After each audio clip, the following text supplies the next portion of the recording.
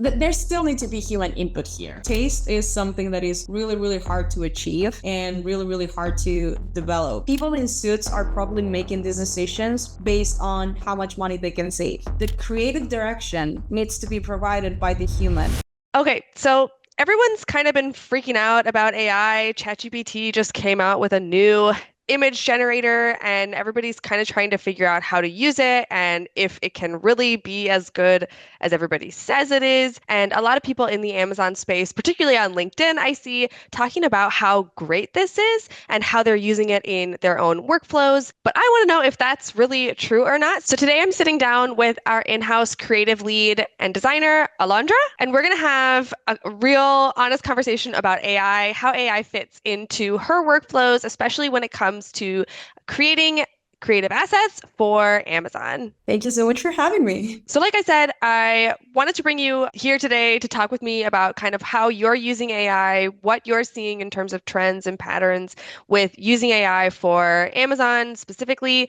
And I wanted to hear from someone who kind of is in the trenches and knows a little bit what they're talking about, because I see a lot of people on LinkedIn talking about this, and I'm just not sure, is really as useful as people say. So yeah, but before we jump in, if you want to just maybe introduce yourself a little bit and what you do. Sure. I mean, I guess my background is like probably not that relevant to what I do now, because I started as an industrial designer and now I do all kinds of design. So I consider myself to be a generalist designer at this point. But in my day-to-day, everything related to Amazon that I do is mostly listing image related, product artwork related. I do some packaging design, I do some graphic design, and do some product design. So it's a little bit of everything. But yeah, I would probably say that the gist of my role is basically coming up with ideas and solving design problems in general. Yeah, so you're kind of a jack of all trades, you do a little bit of everything. It seems like for someone like you who's trying to kind of manage this really big workload and a huge variety of tasks, like AI would probably be something that is helpful for you in doing that. Is that kind of what you've found, or how much are you using it now? Yeah, it is. Like, I don't think I'm using it as much as I could. That's in part like a moral thing and like a work ethic for me.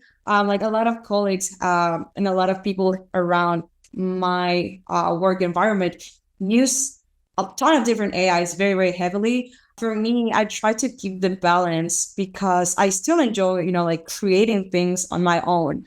But I don't know, like in the creative world, I feel like there are a lot of times where we get easily stuck. And especially for us remote workers, it is really hard to, have that rubber duck effect with colleagues, or like have those talks that tend to pull us outside of that mental block, of that creative block. So AI has come in very handy. At least for me, it has been very helpful in that sense. So like rubber ducking problems, doing some raw brainstorming has been very, very helpful for me in that sense. And especially because, as you were saying, I cover a lot of roles and I have to divide my brain in so many different parts. And I have to switch gears multiple times a day, and I have to change hats, the hats that I wear every single day, and like multiple times within the same day.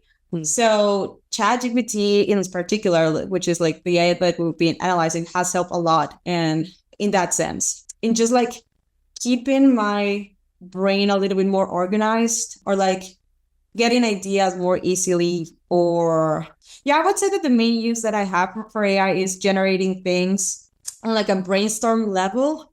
I wouldn't say that what I have generated has gone to like actual production in one step.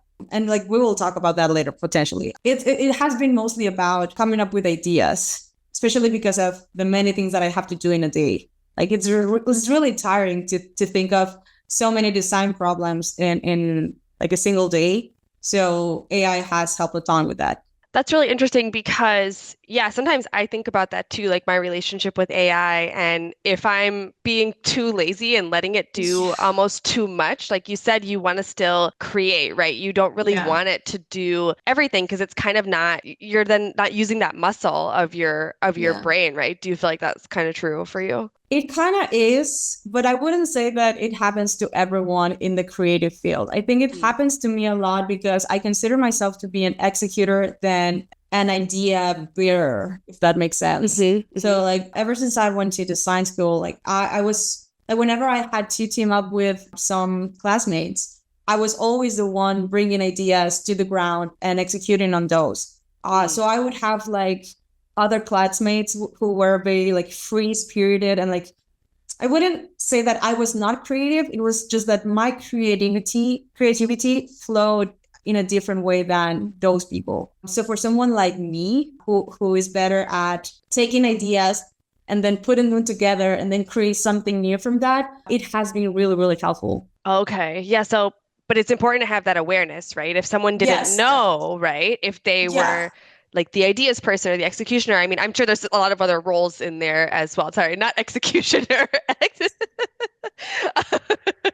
It's sometimes, right? Yeah. But someone who, executes versus Yeah. the ideas person, if you don't know kind of where you fall on that, or you don't know really, I guess, essentially where your strengths lie, then it can be hard to know where to plug AI in. Does that sound right? Yeah, definitely. And like something that I haven't mentioned yet is that with AI, you get a ton of ideas, but then it is on the person to have the criteria to select those ideas, filter them, polish them, and do something about them. Not just see that and assume that it is good enough. Because I mean, AI still has its limitations, you know, even though things have evolved so rapidly and so well, there are still a lot of flaws. There still need to be human input here. It's just because like we still need that type of intelligence, that taste from designers, artists, marketers, like that human intelligence, I think is still invaluable. And like AI cannot replicate that yet. If you don't have the taste, if your taste level isn't there, if your experience Exactly. isn't there, like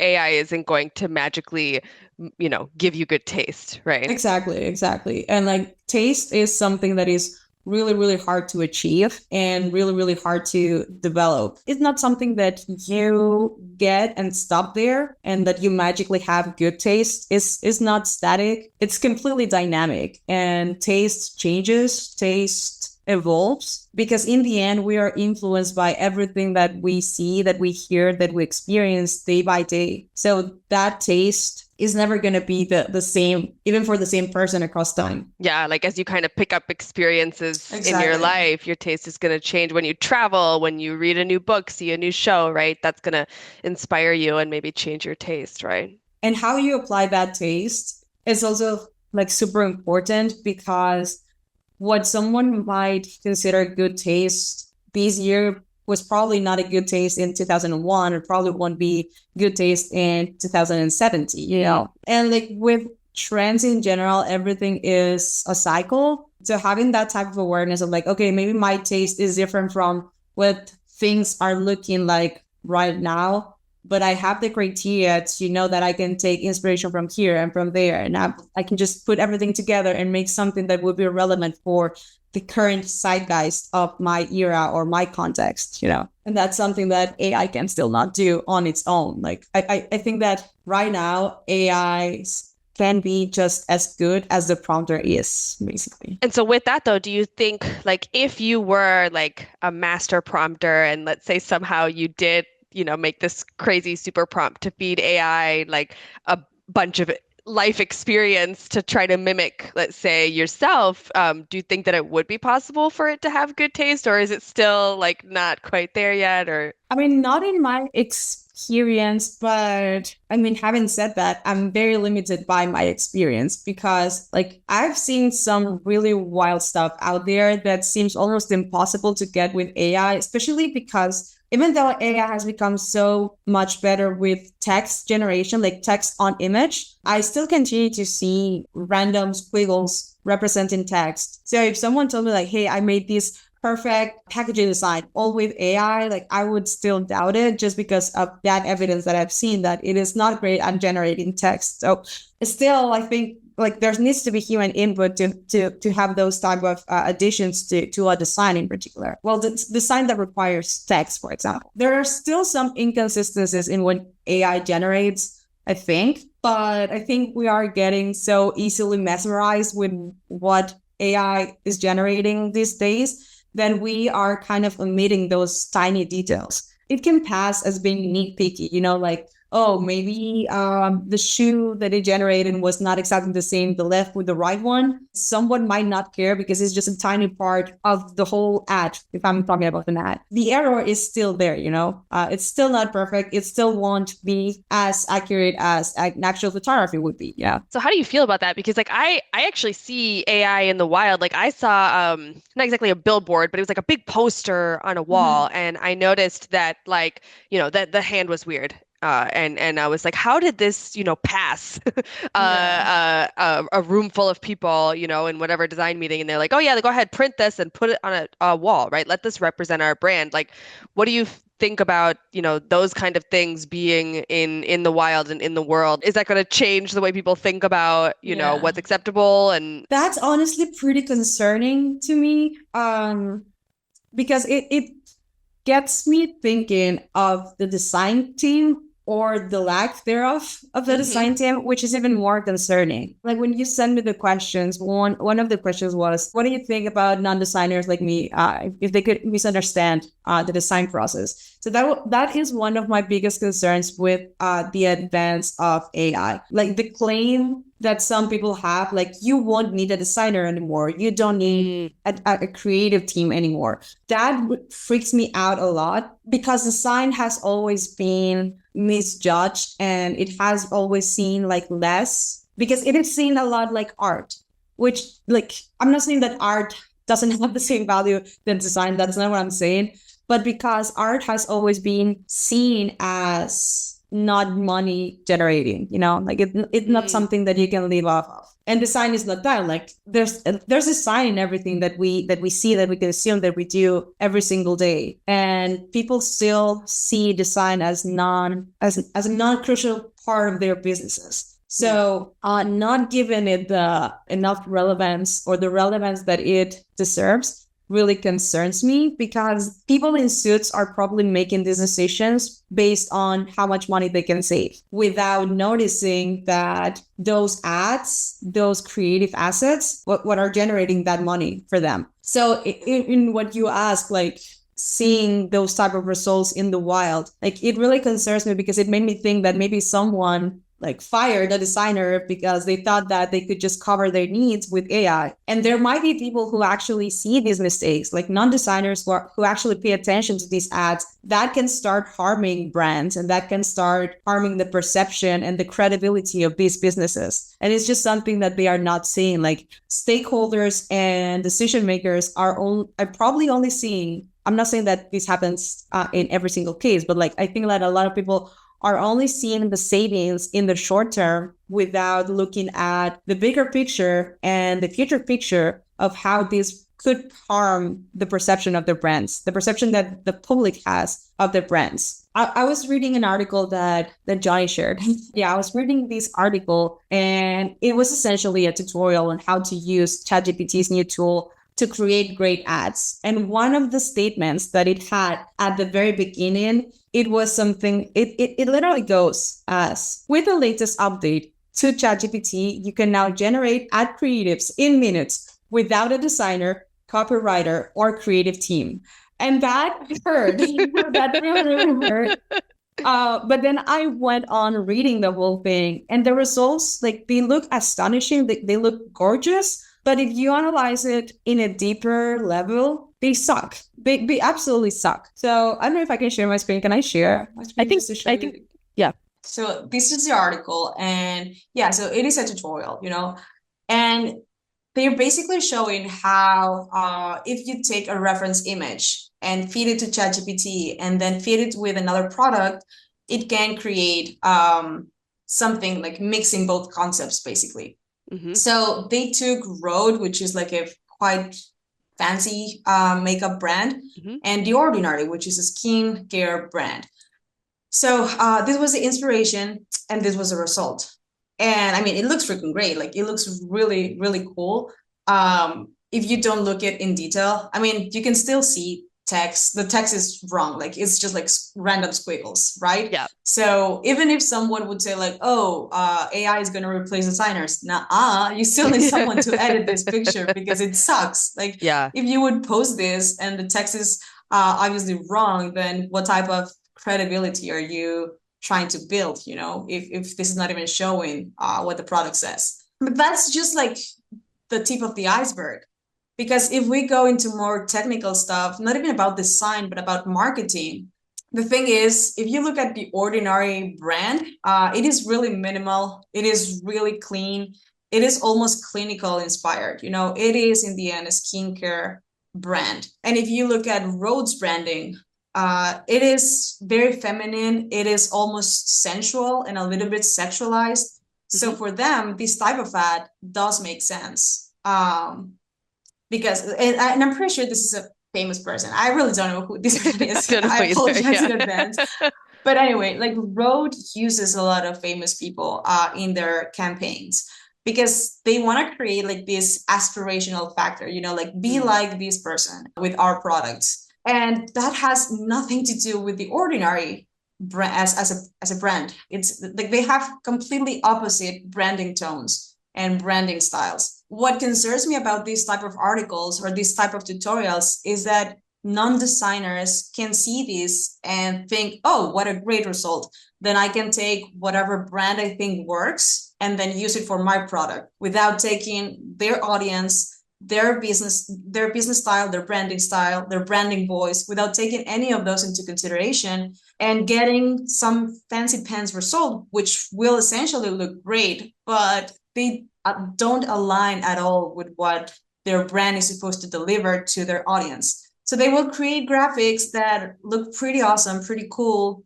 but they are essentially empty in concept, in meaning, in message, because they're just going with what looks designy. Yeah, and that's where the human aspect comes in, right? Like that's where the creative team comes in, is giving it that sort of soul and the concept, Exactly. right?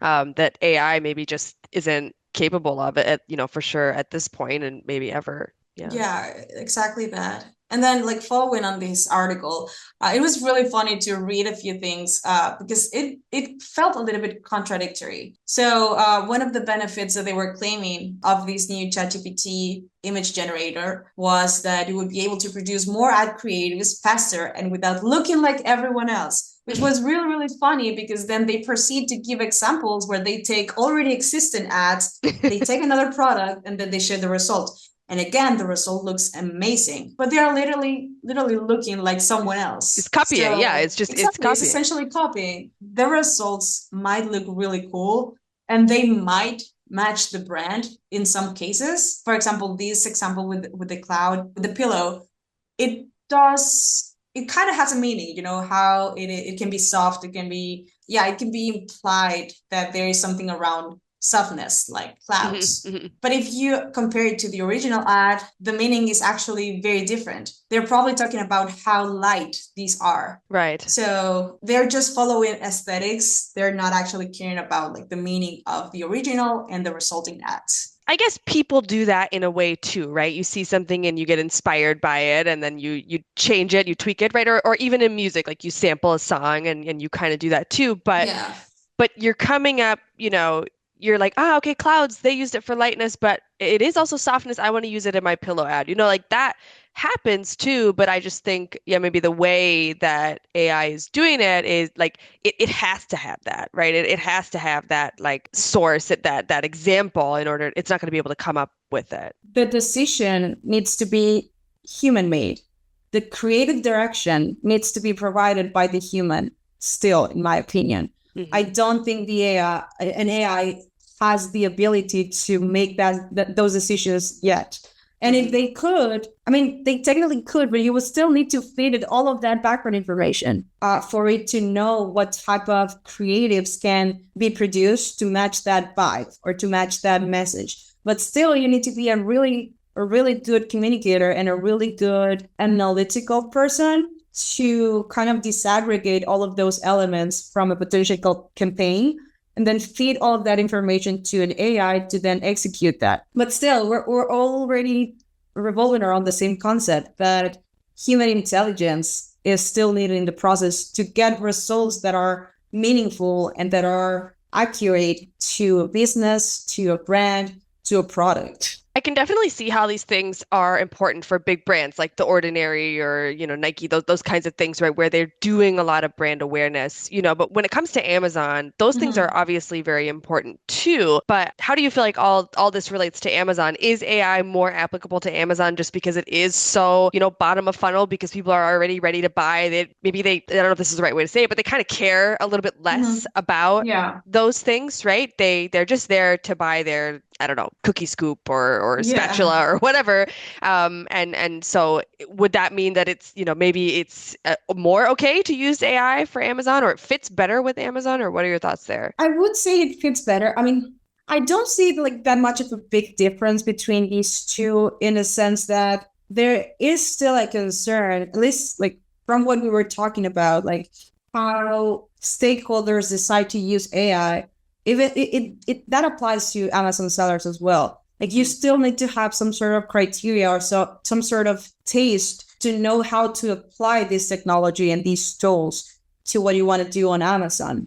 What following that conversation about what concerns me with the use of AI is that these smaller sellers see all of these examples using huge brands as references and thinking that they can take whatever they see online and use it for the small products. So imagine like a small seller using like a Chanel ad just because they thought it was cool, it was well designed and everything for their cookie scoops. Like it Hmm. wouldn't make any sense. But with these tools, they can technically like do that pretty easily. Like they can take whatever ad they find and try to replicate it with their products. And that is still concerning to me because they are not aware that that can actually harm what they have worked so much on for their brands. Like they're trying to compete with a lot of competitors in the Amazon ecosystem and like doing something that doesn't actually feed their products or something that doesn't feed their brands could actually be more harm could do more harm than actually benefit them. So even if they are being more efficient with these tools, they still need to be very much aware about what they want to communicate with those tools. Absolutely. And, I think now more than ever, it's important to think about those things as an Amazon seller and building a brand and, actually putting some time and thought into Yeah. every single image that you put out there. It can make such a huge difference, not only for your conversion rate, but for the longevity of your brand. And I think, yeah, now more than ever, that's really important on Amazon, given, the situation with what's going on with with Yeah. tariffs and everything. And lots of other sellers flooding the market, high competition, high Mhm. saturation, right? Yeah, Yeah. absolutely. Yeah. Now, I would also add that being proficient in these tools is also a really strong skill for the Amazon ecosystem because if you use them right, you can in fact achieve these desire to stand out among a ton of competitors, especially with SERPs that have a lot of offer of the same thing. You know how a lot of sellers just like buy off of the shelf stuff, then resell it under their brand. And they're probably using the same images for the mains. They're probably using the same angle, the same type of representation. So if you're proficient with these tools, you can actually execute outside of the box and do something more interesting. So, for example, do you remember the zip tie mounts images that I shared on the forum? Hmm. So we had this product. It was a zip tie mounts. Our photos, like our own photos, were pretty sucky because Hmm. they were taken with a mobile phone. So what I did was feed these images into ChatGPT and ask it to polish them, basically enhance the light, enhance the angle, enhance the texture of the image because it was like a quite low resolution picture and it delivered really great results. They were still not perfect. I had to run them through Photoshop, adjust a little bit more of the light, a little bit more of exposure, tone correction, color correction, and whatnot. But still, it saved us a lot of time because instead of having to reshot everything, we could just fit it our crappy pictures and just like have to reprocess them. So I can see the value for sellers with using these tools. because now that they can probably just take pictures of their products with their phones and just ask the AI to make them look more professional, which is going to save them time. And that's the type of use that I think is kind of harmless because, like it's probably not taking work. I mean, I guess it could be taking work from a photographer, but especially for smaller sellers, I mean, I would still consider like harmless. Right. And yeah, so trying to find things like that in your workflow where it's like that would involve, hiring a photographer and or finding a photographer and then hiring them and then doing a photo shoot. And that's a huge undertaking that can cost thousands of dollars. And maybe for smaller sellers, that's just not feasible. And so AI tools Yeah. are a good way to kind of bridge that gap for sure.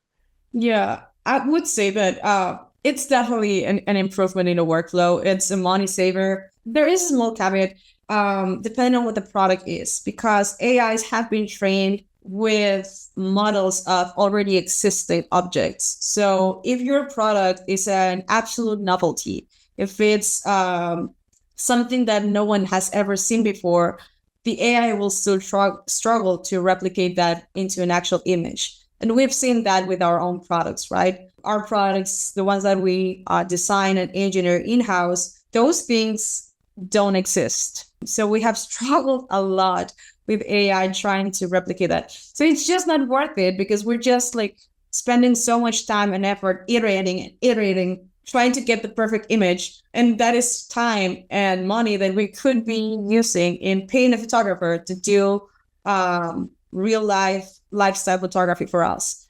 So there are pros and cons. There are better uses than others. But then for stock imagery, it's a perfect use.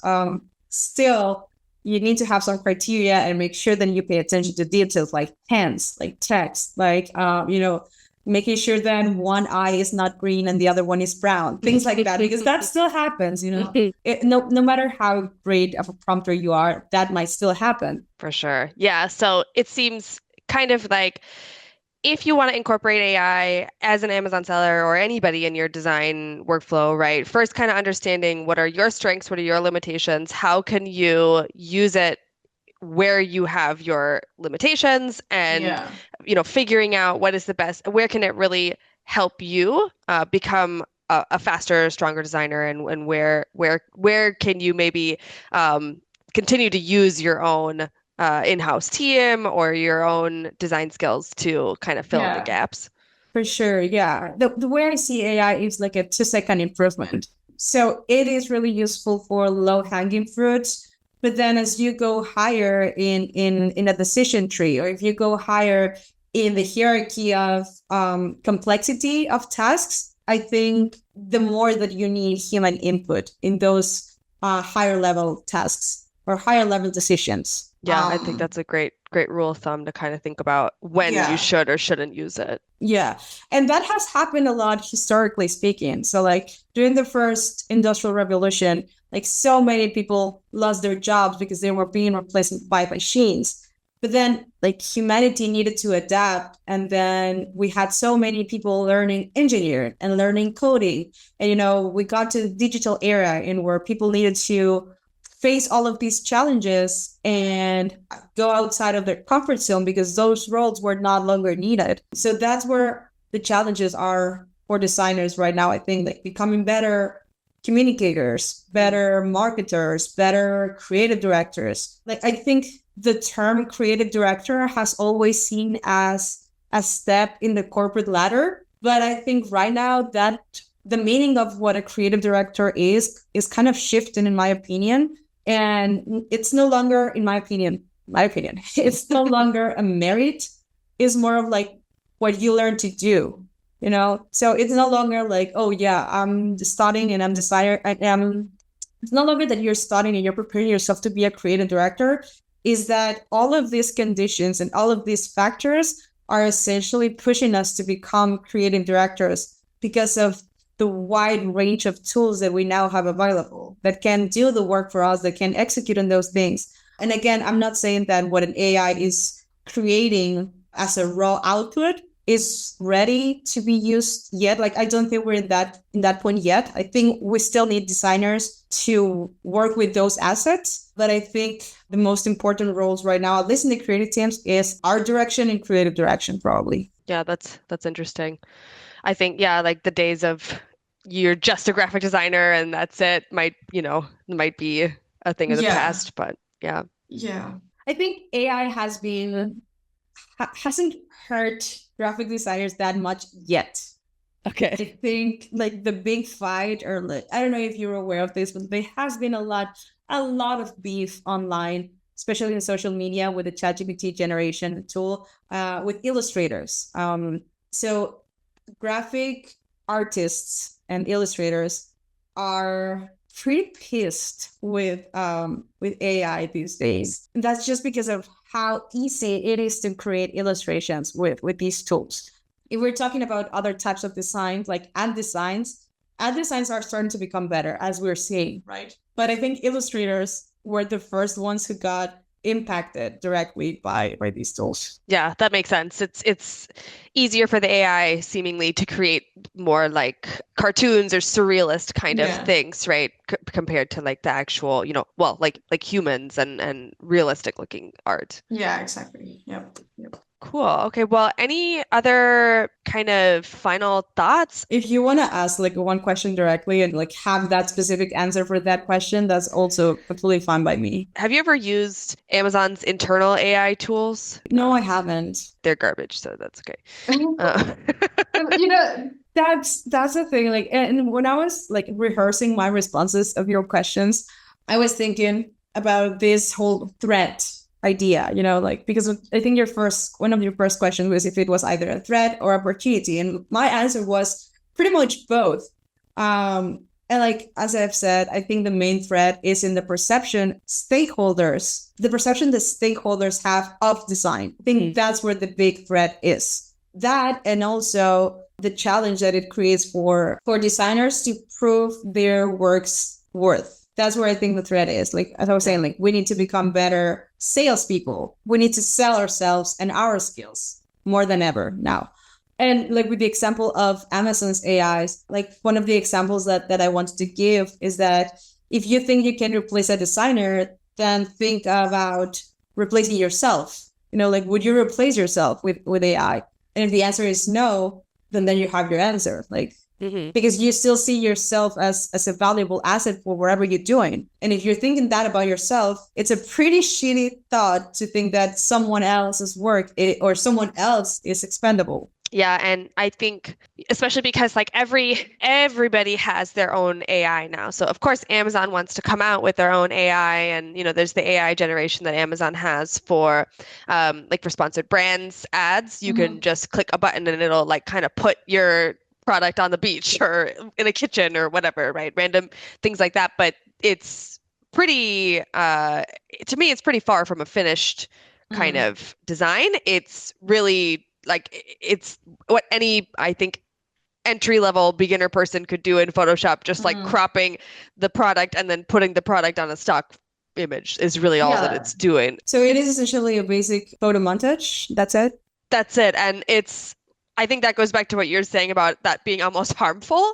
Like I would, actively not want to choose that product because it doesn't make sense. It's confusing and it leaves me with a negative impression. It looks cheap. And then it makes your product look cheap too, right? So I don't know that like not everything needs to be AI, I think. Like not every single thing needs to be AI-ified, or you have the ability to do AI, especially if it's going to be so subpar like that. Like I guess. There's like I understand that these people, like these business owners, they're thinking in terms of the numbers. Like, so like it's natural to them. Like I don't judge them. They're trying to do what's best for their products and for their business. Like they're trying to save money wherever they can. But in doing that, they are not thinking of the potential harms in the long term, especially. Oh my God, in the Amazon ecosystem, like your sales depend on your images. And that's something that really amazes me, that it seems to be something that a lot of people miss. Like it's something that a lot of people don't seem to understand. Like they think like, oh yeah, I can hire like very cheap freelance from Fiverr or something. And like, with all due respect to those people, they are just cheap designers. Like, they're just trying to make a living out of those gigs. And they're trying to do it as fast as possible because they're just going with the next one and the next one and the next one. So they are not people paying attention to what your customers need, what your customers want, what your customers deserve. That's also what an AI is doing. Like, they don't care about all of that, all of those things. Like, an AI won't know and won't care about those things unless you specifically tell it to care about those things. But still, it might miss a few things because the AI won't know or won't have the criteria on how to prioritize these things.